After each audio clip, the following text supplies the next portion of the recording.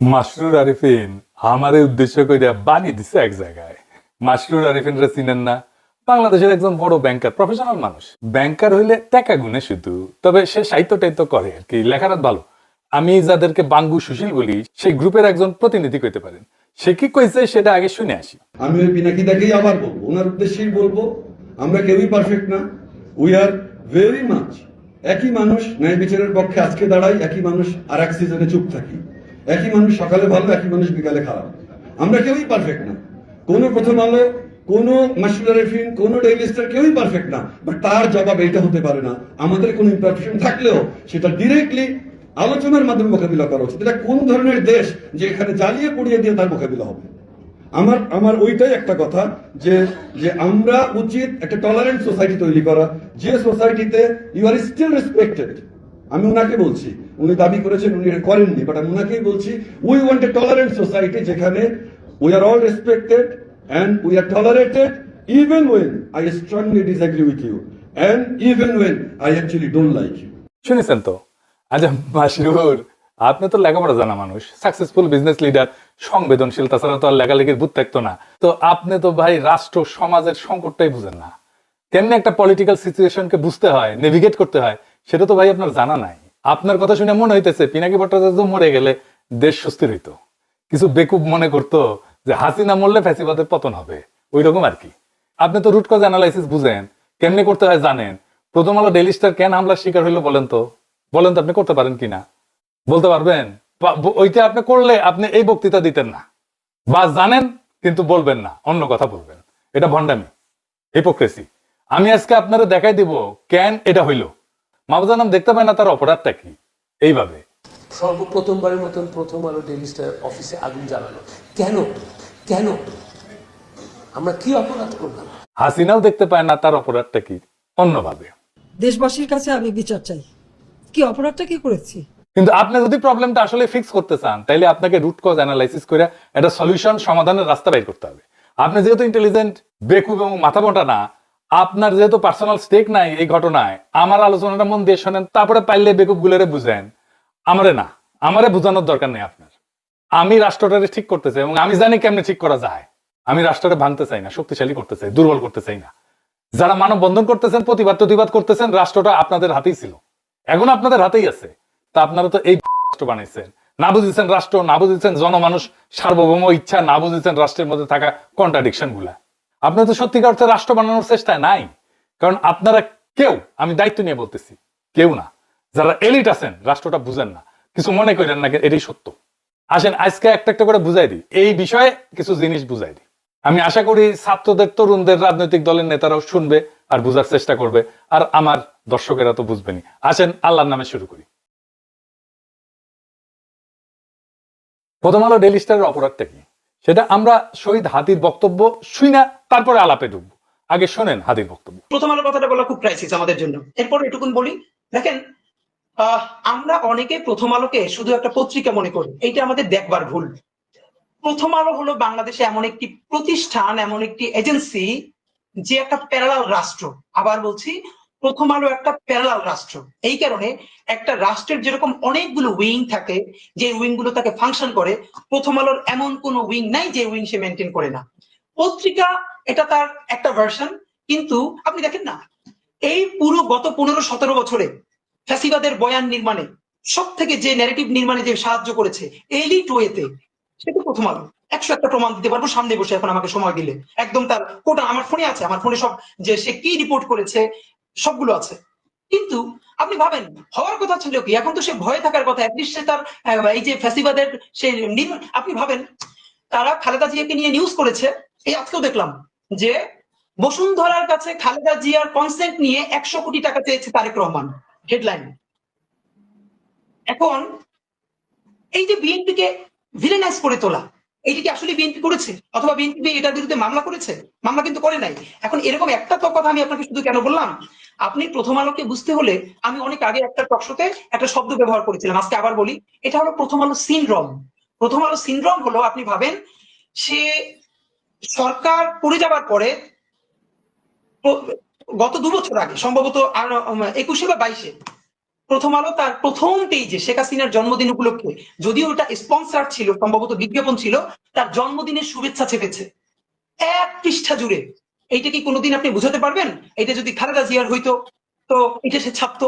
এটা তার একটা ব্যাখ্যা দাঁড় করায়, এটা নিয়ে আমরা কথা বলবো না। দেখেন সে কি ছাপবে কি ছাপবে না, সে কাকে ভালো বলবে কাকে ভালো বলবে বলবে না, এইটা নিয়ে আমাদের কোনো কথা থাকতে পারে না, কারণ প্রত্যেকটা মিডিয়া এজেন্সি নিজস্ব ন্যারেটিভ থাকে এবং তার স্বাধীনতা আছে কি বল, কিন্তু তার যেটা স্বাধীনতা নাই একজন নিরপরাধী মানুষকে জঙ্গি বলে তার জীবনকে শেষ করে দেয়ার।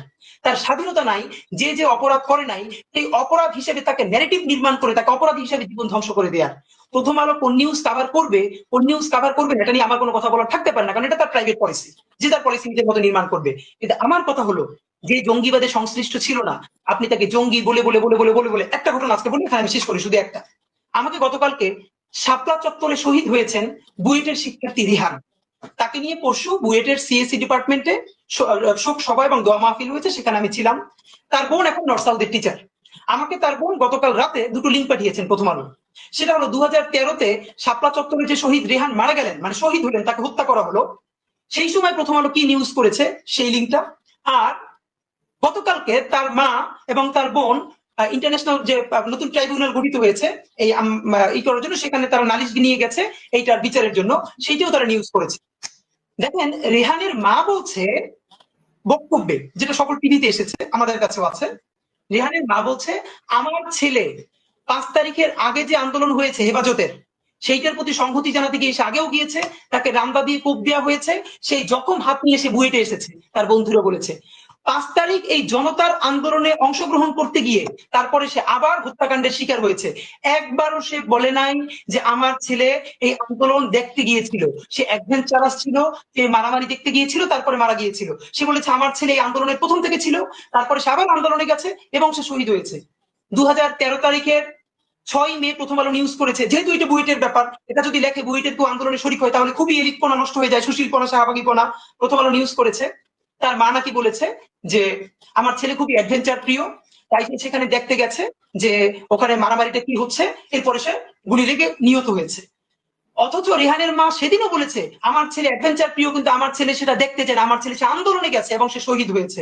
আপনি ভাবেন তাহলে সেই নেগেটিভ তার মায়ের বক্তব্য যে সে মিথ্যা রিপোর্ট করেছে, সে কি সরি বলেছে, সে কি ক্ষমা চেয়েছে?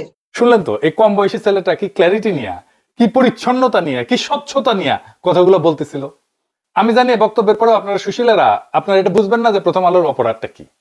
আরো খুলে বলি, ভালো হয়েছে সবাই আমার পাঠক দর্শকেরা ছাত্ররা এইটা খুঁটিনাটি বুঝতে পারবে, তাতে এই এলিটদের ভণ্ডামিটাও পাশাপাশি বুঝে যাবে। একটা কার্যকর রাষ্ট্র, একটা সমাজ গড়তে প্রথমে কোন জিনিসটা লাগবে বলেন তো? একটা জিনিস লাগবেই, ওইটা ছাড়া আপনি সমাজ বা রাষ্ট্র গড়তে পারবেন না, গড়লেও টিকাইতে পারবেন না, পারবেনই না। আপনি যত মানববন্ধন করেন, যত দমন পীড়ন করেন, যত সুশীল কথা বলেন, যত দার্শনিক কথা বলেন, যত লেখাপড়া করেন, যত সমৃদ্ধি আনেন, আপনি রাষ্ট্র করতে পারবেন না। সেটি কি কি না থাকলে রাষ্ট্র করা যাবে না, সেটা হইতেছে ইনসাফ। ইনসাফ, ন্যায়ের ধারণা। সমাজ বা রাষ্ট্র যদি ইনসাফ কায়েম করতে না পারে, সে সমাজ টিকে না, সে রাষ্ট্র টিকে না। তাহলে ইনসাফ কায়েম হয় কিভাবে সমাজে বা রাষ্ট্রে? প্রথমত হইতেছে যে সমস্ত ইনস্টিটিউশন আছে, যেমন আদালত, আইন, রাষ্ট্র, সংসদ। এখন বলেন আপনি এই আদালতে, বাংলাদেশের আদালতে আপনি জাস্টিস পান, ন্যায় বিচার পান? পাইলে তো খালেদা জিয়াকে জেলে যেতে হয় না, তাই না? এই আদালত, আইন, রাষ্ট্রের ইনস্টিটিউট পৃথিবীর কোন দেশেই ইনসাফ কায়েম করতে পারে না। কেন পারে না জানেন? অনেকগুলো কারণ আছে, তার মধ্যে একটা বড় কারণ হইতেছে মানুষের সেন্স অফ জাস্টিস বা মানুষের ন্যায়ের ধারণা, ইনসাফের ধারণা, এটা বলে একটা জিনিস থাকে। এই যে পিপলের জাজমেন্ট আর লিগাল জাজমেন্ট, এই সিস্টেম, এই দুইটা অনেক সময় দুই প্রান্তে থাকে। আমি একটা উদাহরণ দিয়ে বুঝাই। আমাদের যৌবনকালে একটা বিটিভিতে খুব জনপ্রিয় সিরিয়াল ছিল, কোথাও কেউ নেই। হুমায়ুন আহমেদের লেখা, আসাদুজ্জামান নূর আর শোভানা মোস্তফা অভিনয় করেছিল। আসাদুজ্জামান নূর একজন মাস্তান, পড়ার মাস্তান, সংবেদনশীল মাস্তান, 70 দশকে যেমন থাকতো আর কি। তার একটা মিথ্যা খুনের মামলায় ফাঁসিয়ে দেওয়া হয়। একটা অংশ দেখেন, যদিও দুই অভিনেতা অভিনেত্রী আওয়ামী ফ্যাসিবাদের পান্ডা, কালচারাল ফ্যাসিস্ট, তাও দেখেন। এসব ছেড়ে দিতে পারেন না? অনেক তো করলেন। তো আসাদুজ্জামান নূরের ক্যারেক্টারের নাম ছিল বাকের ভাই। এই বাকের ভাইয়ের ফাঁসি দেয় আদালত। টিভি নাটক, বাস্তবের ঘটনা না, কিন্তু কিন্তু নজিরবিহীন ভাবে মানুষ রাস্তায় নেমে আসে, ভাঙচুর শুরু হয়, পুলিশ মোতায়েন করতে হয়। হুমায়ুন আহমেদকে হুমকি দেওয়া হয় যেন বাকের ভাইকে ফাঁসি দেওয়া না হয়, পর্দায়, টিভিতে। আচ্ছা, এবার মাসুর আরেফিন, আপনি বলেন তো, পর্দার একজন ফিকশনাল ক্যারেক্টার এইটার জন্য এইভাবে মানুষ রাস্তায় নেমে আসছিল কেন বলতে পারবেন? আমি জানি বলতে পারবেন না। বলবেন আবেগ টাবেগ ইত্যাদি মেলা কিছু, নস্টালজিয়া। এইখানে মানুষের সেন্স অফ জাস্টিস আক্রান্ত হয়েছিল, ন্যায়ের ধারণা, ইনসাফের ধারণা আক্রান্ত হয়েছিল। মানুষ মনে করছিল আরে এটা তো বেইনসাফি, তাই টেলিভিশনে হইলেও সেটা ঠেকাইতে গেছিল। আবেগে না, নস্টালজিয়ায় না, এটা একটা কালেকটিভ মরাল শক ছিল তার জন্য। আপনি দেখবেন যে গাড়িতে, মানে পাবলিক ট্রান্সপোর্টে, ওই এসি গাড়িতে না, এই সাধারণ গাড়িতে, রিক্সায় পিছনে অশুদ্ধ বাংলায় লেখা থাকে মানুষের বিবেকের আদালতই মানুষের সর্বোচ্চ আদালত। ওরা গভীর দার্শনিক আলাপকে খুব সহজভাবে এইভাবে লিখে, বুঝতে পারছেন? তো কেন আপনার ইনস্টিটিউশনাল আদালত, আইন, এই যে পিপলের জাস্টিস বা ন্যায়ের ধারণাকে রিফ্লেক্ট করতে পারে না, এটাকে ধারণ করতে পারে না? জানেন এটা কেন পারে না? এই জন্যই গান লিখতে হয়, বিচারপতি তোমার বিচার করবে যারা আজ জেগেছে সেই জন্য। গান গাওয়ার জন্য তো দিওয়ানা হয়ে যান আপনারা, কিন্তু গান কোন দার্শনিক জমিনে জন্ম নিয়েছে সেটার হদিশ কখনো রাখেন না। এটাই আফসোস। আসেন আমরা বুঝি যে কেন এই যে লিগ্যাল সিস্টেম এইটা রিফ্লেক্ট করতে পারে না জনমানুষের ন্যায়ের ধারণাকে। প্রথম কারণ হইতেছে আইন তো পুরনো হয়ে যায়, তাই না? ধরেন শ্রম আইন 2006 সালে, বাংলাদেশের শ্রম আইন যেটা 2006, এটা প্রণীত হয় 2006 সালে। তারপরে 2013-তে একবার সংশোধন হয়, 2018-তে একবার সংশোধন হয়, 2023-এ একবার সংশোধন হয়। কারণ মানুষের সেন্স অফ জাস্টিস পরিবর্তিত হয়, মানুষের ন্যায়ের ধারণা পরিবর্তিত হয়। একটা বাস্তব উদাহরণ দিই, বাংলাদেশ স্বাধীন হওয়ার পরে 20 বছর পর্যন্ত তো আমাদের কারো কোনো সমস্যা হয় নাই এটা মাইনে নিতে যে নির্বাচিত সরকারই সংসদ নির্বাচন অনুষ্ঠিত করবে, সিটিং গভর্নমেন্ট। কিন্তু এখন আমরা কেউ মনে করি না যে নির্বাচিত সরকার, সিটিং গভর্নমেন্ট এটা অবাধ নিরপেক্ষ নির্বাচন অনুষ্ঠিত করতে পারে। সেই জন্য আসলে তত্ত্বাবধায়ক সরকারের আইন, বুঝলেন তো? আমাদের ইনসাফের ধারণা, ন্যায়ের ধারণা পরিবর্তিত হয়ে গেছে। তাই আমাদের আইনি ব্যবস্থাকে মানুষের মধ্যে থাকা যে ইনসাফের ধারণা এইটার কাছাকাছি নিয়ে আসতে হয় সবসময়। মানুষের ইনসাফের ধারণা পাল্টায়, বদলায়, আমাদের আইনি কাঠামোকে তার কাছাকাছি নিয়ে আসতে হয় ক্রমাগত। কিভাবে রাষ্ট্র এই কাজটা করে জটিল মনে হইতেছে না? জটিল মনে হবে না, সব চালায় বুঝে যাবেন। সব রাষ্ট্র না, কিছু রাষ্ট্র এই কাজটা করে, আইনি কাঠামোকে মানুষের ন্যায়ের ধারণার কাছাকাছি নিয়ে আসে। কিভাবে? 3 ভাবে করে। প্রথম ভাবে হচ্ছে সংসদে আইন বানায়। সংসদের একমাত্র কাজ হচ্ছে আইন বানানো, যেন মানুষের মধ্যে থাকা ইনসাফের ধারণা এই নতুন আইনের মধ্যে থাকে। আইন বানানো ছাড়া সংসদের আর কোনো কাজ নাই। এই জন্যই আমরা ভোটে নির্বাচিত সংসদ সদস্যকে দিয়ে আইন বানাই, আইনের পিএইচডিকে দিয়ে আইন বানাই না। বোঝা গেল? মানে সংসদ এটা খুবই গুরুত্বপূর্ণ প্রতিষ্ঠান সমাজে ইনসাফ কায়েম রাখার জন্য। কিন্তু এই নির্বাচনে দেখেন কি বলতেছে সবাই, বিএনপি বলতেছে এই দেবো, ওই দেবো, সেই দেবো, ফ্যামিলি কার্ড দেবো, রাস্তা বানাই দেবো, কালভার্ট বানাবো, চাকরি দেবো। কিন্তু মূল যে কাজ সমাজে ইনসাফ কায়েম করবে এটা ধারে কাজ দেওয়া যায় না কেউ। এই যে আমরা ভোট দিতে পারি নাই হাসিনার আমলে, সেই জন্য আমাদের সমাজের ভেতরে যে ইনসাফের ধারণা সেটার কোন ইনস্টিটিউটের ভেতরে আর হাজির নাই। সেজন্য ভোটে দিতে কারচুপি বন্ধ করা এটা শুধু অবাধ নির্বাচনের জন্য দরকার না, সমাজে ইনসাফের ধারণা যেন কলুষিত না হয় সেজন্য দরকারি কারচুপি যেন বন্ধ হয়, নির্বাচনে ফেয়ার যেন হয় ইলেকশনটা। এখন ধরেন আইন বানাইতে তো টাইম লাগে, তো এই টাইমের মধ্যে আমি কিভাবে চেষ্টা করব যে সমাজের ইনসাফের ধারণাকে আইন এবং বিচারের মধ্যে প্রতিফলিত করতে? এখানে আসে দ্বিতীয় পদ্ধতি, আদালতের জুরি সিস্টেম। সেটা আবার কি? আদালতের জুরি সিস্টেম মানে হলো বিচারের সময় শুধু একজন জাজ বিচার করবে না বা একটা প্যানেল অফ জাজ বিচার করবে না, সাধারণ মানুষের মধ্যে থেকে, জনতার মধ্যে থেকে বাছাই করা কয়েকজন নাগরিকও এই মামলার প্রমাণ শুনে সিদ্ধান্তে অংশ নেবে। এতে আদালতের রায় কেবল বইয়ের লিখিত আইন পুরানো নিয়ম অনুযায়ী হবে না, বর্তমান সমাজের ন্যায়বোধ, মানুষ কাকে ন্যায্য মনে করে সেটার প্রতিফলন ঘটবে। সেজন্যই জুরি আসলে আদালতের ভেতরে জনগণের কণ্ঠ।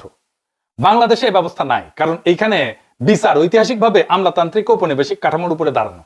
এইখানে জজ বিশেষজ্ঞ সেই সব জানে, জনগণ জানে না। এর ফলে অনেক সময় আদালতের রায় আইনসম্মত হয় হইলেও মানুষ নৈতিকভাবে তার ন্যায্য মনে করে না। তখন জনগণের সেন্স অফ জাস্টিস আদালতের ভেতরে জায়গা না পেয়ে বাইরের রাস্তায়, আন্দোলনে, ক্ষোভে, সহিংসতায় বেড়ায় আসে। আদালতে জুরি না থাকায় মানুষের যে বিচারবোধ, ন্যায়বোধ সেটা আদালতের দরজার বাইরে পড়ে থাকে, আর সেই দরজার বাইরে জমে থাকা ক্ষোভই সমাজে অস্থিরতা তৈরি করে। জুরি মানে জনগণকে বিচার ব্যবস্থার ভেতরে ঢুকতে দেওয়া, আর সেটা মানে রাষ্ট্রের উপরে জনগণের একটা নৈতিক নিয়ন্ত্রণ প্রতিষ্ঠা করা। তো এটা তো নাই বাংলাদেশে জুরি সিস্টেম। তাইলে হাসিনা আমলে কোন জিনিসটা এই দায়িত্বটা পালন করতে পারতো যে ইনসাফের ধারণায় আমাদের ইনস্টিটিউশনের মধ্যে নিয়ে আসা, আমাদের জাস্টিস সিস্টেমের মধ্যে নিয়ে আসা? কোনটা? সেটা হইতেছে মিডিয়া। হাসিনা ওইগুলোকে সিস্টেমেটিক্যালি বন্ধ করে দিচ্ছে, আমার দেশ বন্ধ করে দিচ্ছে, দিগন্ত টিভি বন্ধ করে দিচ্ছে। মিডিয়া জনগণের যে সেন্স অফ জাস্টিস, ইনসাফের ধারণা এটা তুলে ধরতে পারে, কারণ দার্শনিকভাবে মিডিয়াই সেই জনপরিসর যেখানে আইন না নৈতিক বৈধতা গঠিত হয়, সত্য তৈরি হয়, ন্যারেটিভ তৈরি হয়। আর মিডিয়া যদি এই দায়িত্ব ছেড়ে দিয়ে কেবল ক্ষমতার ভাষা অনুবাদ করে, তাইলে জনগণের সেন্স অফ জাস্টিস বা ইনসাফের ধারণা আদালতে বা সংসদে না, রাস্তায়, ক্ষোভে, সহিংসতায় প্রকাশ পায়। ইতিহাসে বারবার দেখা গেছে মিডিয়া নীরব হলে ন্যায় বিচার শব্দ হারায়, আর শব্দ হারাইলে মানুষ তখন শরীর দিয়ে কথা বলতে চায়। ফরাসি দার্শনিক এটিয়েন বালিবার উনি বলছেন যে counter violence born from exclusion. আপনি যখন আমার কণ্ঠস্বরকে থামাই দিবেন, বন্ধ করে দিবেন, তখন এটা ভায়োলেন্স হিসাবে বাড়ায় আসে, সহিংসতা হিসাবে বাড়ায় আসে। ওই যে হাদি বলছে না শহীদের মায়ের কথা, এটা শুধু চাপাই দেয় নাই প্রথম আলো, সে তার বক্তব্যকে বিকৃত করছে। আবার দেখেন ওই অংশটা রিতা সাহেব। আমাকে গতকালকে শাপলা চত্বরে শহীদ হয়েছেন বুয়েটের শিক্ষার্থী রিহান, তাকে নিয়ে পরশু বুয়েটের সিএসসি ডিপার্টমেন্টে শোক সভা এবং দোয়া মাহফিল হয়েছে, সেখানে আমি ছিলাম। তার বোন এখন নর্থ সাউথের টিচার। আমাকে তার বোন গতকাল রাতে দুটো লিঙ্ক পাঠিয়েছেন প্রথম আলো। সেটা হলো 2013-তে শাপলা চত্বরে যে শহীদ রেহান মারা গেলেন, মানে শহীদ হলেন, তাকে হত্যা করা হলো, সেই সময় প্রথম আলো কি নিউজ করেছে সেই লিঙ্কটা।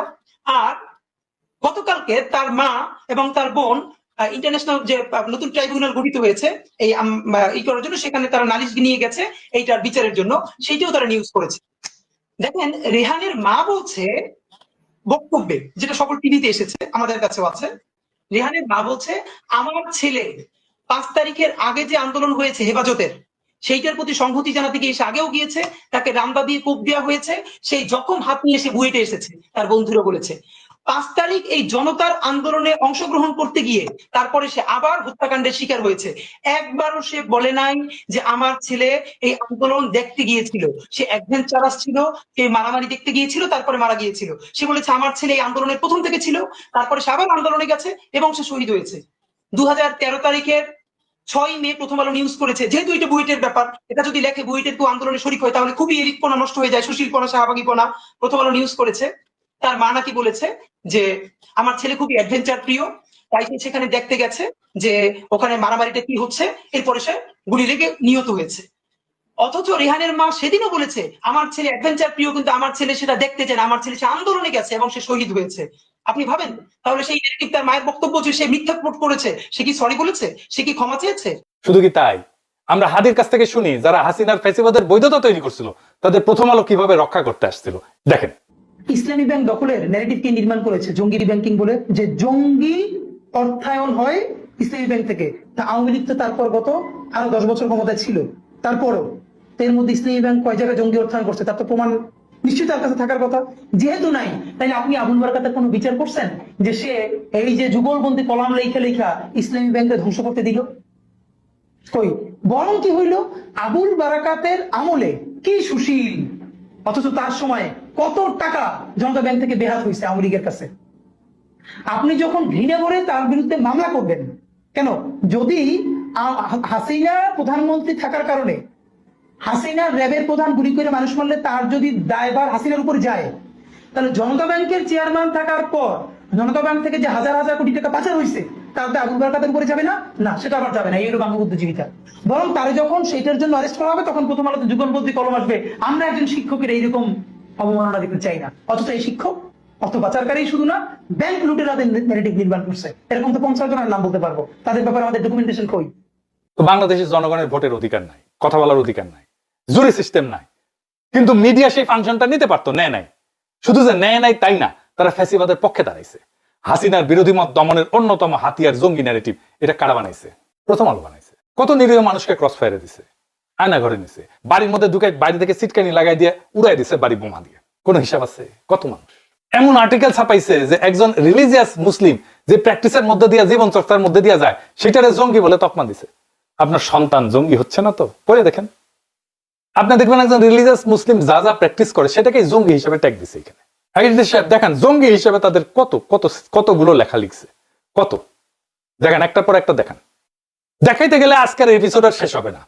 তাই জাস্টিস সিস্টেম বা আইন আদালত আর জনগণের সেন্স অফ জাস্টিস, এই দুইটার মধ্যে দেয়া নেয়া বা সার্কুলেশন বন্ধ হইলে জনরোষ জন্মায়। এই জনরোষ সিস্টেম ফেলিয়ারের বাই প্রোডাক্ট। জনগণ বিশৃঙ্খলা করতে চায় না, জনগণের এজেন্ডা না এটা, সে শান্তি চায়। বিশৃঙ্খলা আসে যখন তার এজেন্ডায়, তার কথায় কেউ কর্ণপাত করে না। বিপ্লবের পরে প্রথম আলোতে গিয়া ছাত্র উপদেষ্টারা বই প্রকাশ করলো, প্রোগ্রাম করলো।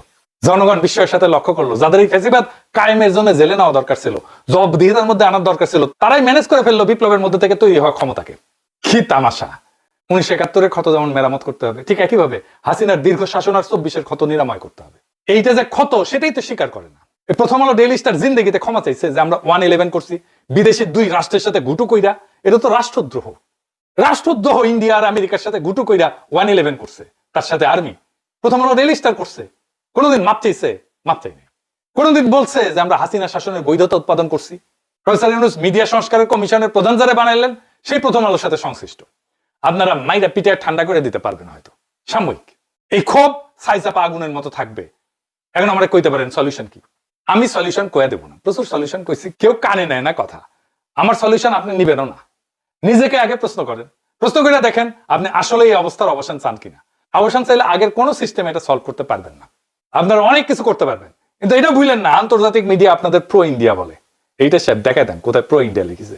আমি এটা বুঝি না কেন প্রথম আলো ডেইলি স্টারের মালিক পক্ষ মাহফুজা নাম আর মতিউর রহমানের কর্তৃত্বের উপরে, তাদের উইজডমের উপরে ভরসা করতেছে। এই জন্যই পাবলিক ওয়াচ লাগে। এটা যদি শেয়ার মার্কেটে শেয়ার টেয়ার থাকলো না, শেয়ার হোল্ডাররা ক্যাক করে ধরলো না। কেন তারা একটা কনস্ট্রাকটিভ এনগেজমেন্টের দিকে যাচ্ছে না? তারা মনে করতেছে বিএনপি কে তো ম্যানেজ করেই ফেলছি, সব ঠিক করে ফেলবো। জি না, দুনিয়া বদলায় গেছে, ক্ষমতার এখন প্রচুর কেন্দ্র। বিএনপি বাংলাদেশের ন্যারেটিভ নিয়ন্ত্রণ করে না। এটা যতদিন আপনারা ঝুলে রাখবেন ততদিন আপনাদের সমস্যার সমাধান জটিল থেকে জটিলতর হবে। বাংলাদেশের সমস্যা বিশৃঙ্খলা না, বাংলাদেশের সমস্যা জনতা না, বাংলাদেশের সমস্যা অপরাজনীতিও না। বাংলাদেশের সমস্যা হলো রাষ্ট্র এবং জনগণের ন্যায়বোধের মধ্যে সার্কুলেশন বন্ধ হয়ে যাওয়া।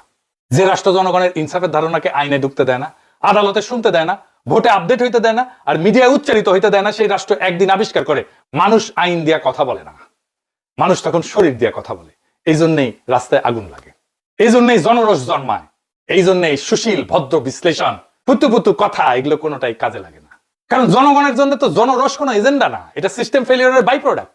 আপনারা যারা মনে করেন কিছু মানুষকে চুপ করাইলে, কিছু মানুষকে মেরে ফেললে হাদির মতো, কিছু নেতা সরাই দিলে, কিছু ক্ষমতার সাথে সিস্টেম করে ঘুটু করে আসলে রাষ্ট্র সুস্থ হবে, সুস্থির হবে, আপনারা ভুল জায়গায় চিকিৎসা করতেছেন।